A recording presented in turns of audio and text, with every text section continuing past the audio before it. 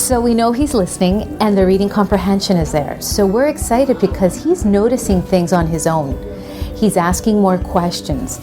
His mind is more open and receptive to learning. That's the voice of this episode's guest, Rosie Mendoza, mother of a 6-year-old that I met in our Coral Gables Learning Center not long ago. Welcome to Lindamood-Bell Radio, a podcast on all things literacy and learning. I'm Dave Hungerford for Lindamood-Bell, and we believe that every individual can learn to read and comprehend to their potential. Our individualized and evidence-based instruction can make the difference of a lifetime in your child's learning. In a matter of weeks, they can catch up or get help with reading, comprehension, and math. Students attend in person or online in live one-to-one sessions. Our learning camps and learning center programs provide interactive, fun, life-changing learning. Learn more and get started, go to Lindamood-Bell.com. Here's our conversation. My name is Rosie Mendoza, and we have a 6-year-old son who was just in kindergarten. And he was having a difficult time in kindergarten. What kind of kid is Danny? What's he like to do?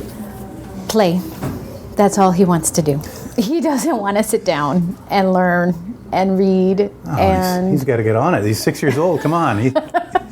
I know. And in kindergarten, he was 5, so it was difficult for him that year. You know, the parents that I've talked to here were describing kindergarten, and one parent had a 4-year-old, and they were expecting them to be able to read. It's very competitive here. It is.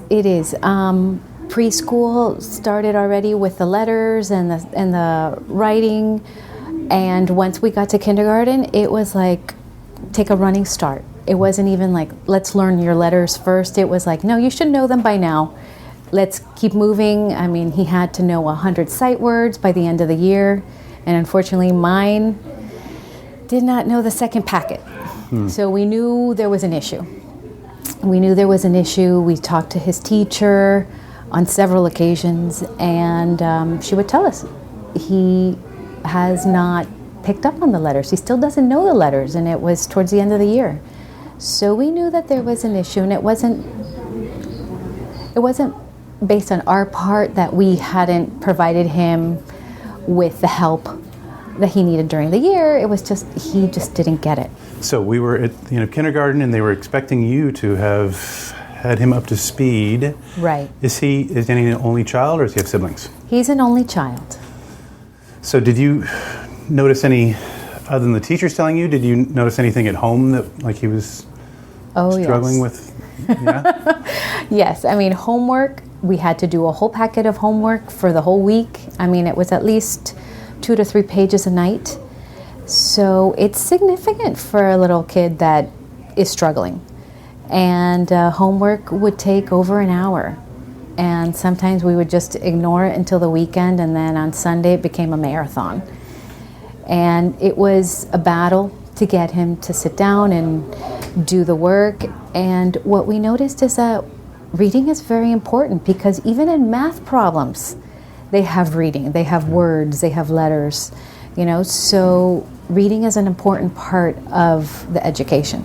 If you're struggling with that, that puts a lot of stress on a family too sometimes. It does. And can change behaviors. It does, because then he was creating all sorts of behaviors to avoid it. Yeah.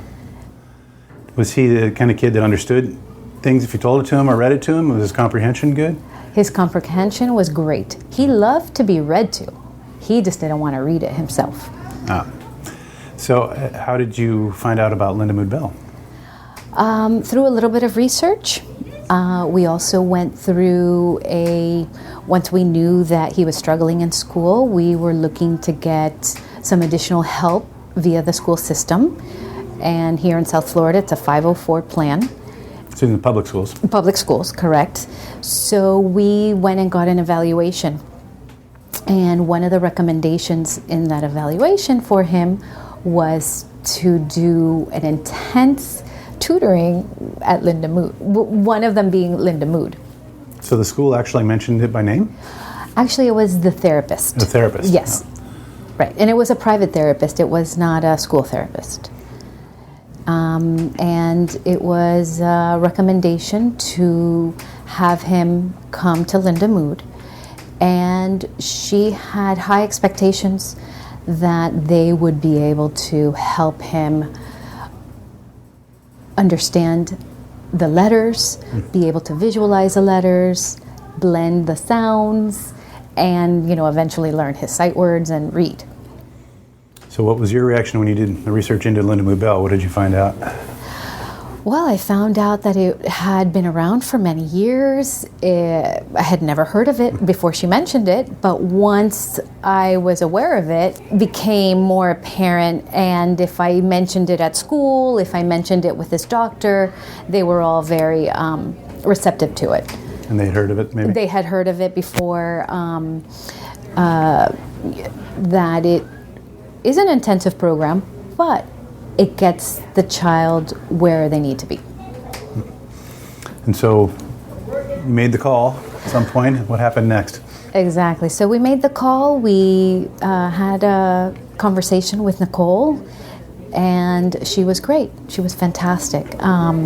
Just getting to understand, the processes of what is entailed in the learning and what areas my son might be deficient in.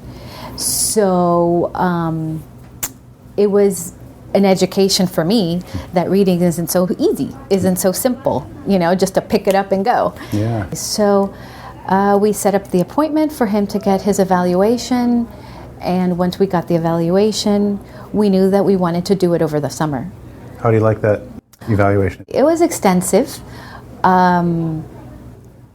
It was also an eye-opener as to what we needed to do to get him from not reading to reading. And, we moved things around to get it, to make it possible. Did he do the intensive summer piece? Yes. What does that look like? How many hours a day was he here? It is, because we're still in the summer program, Monday through Friday, 4 hours a day. We started out with 4 hours, and then, they've been able to modify it for him. He is hyper, so to get him to sit down and to focus, if that's a good word, to focus, it's been a little difficult, but they have been working miracles. We did 5 weeks before we went on vacation, and in those short 5 weeks, he astonished us, because when we went on vacation, we took one of the books, sight word books, to go over, so that way he wouldn't lose any of his progress that he had been making. And we were so ecstatic when he was reading words that were not just on the sight word that he was learning, but other words. And he was sounding things out, and he was blending, and we were astonished because we hadn't seen that progress. It was amazing. We were doing, celebrating, jumping up and down, dancing, and it got him excited too. So we definitely see his confidence boost in being able to read, and he's excited too. Has it been challenging for him, doing 4 hours a day? Kind of exhausting? Yes, that was challenging, and I know that I've been working closely with the center managers, and together we've been able to come up with a plan that works best for him. So we had to cut down the hours to 3 hours a day instead of 4, and they implemented some other strategic learning for him, and it's worked out. He's been actually very receptive to that change, and it's been in a very good way. We're very happy. I mean, we were definitely surprised over a vacation when he knew his words, and in the 2 weeks we were out, he learned 27 words, sight words, and we had not done that in the whole school year of kindergarten. Wow. So what do we feel for first grade? What's the plan? What's the goal? Well, we're going to be returning to kindergarten, not necessarily due to the academics, but due to the behavior and the maturity. But we know now he's more prepared. He's going to be going in there prepared and hopefully excelling.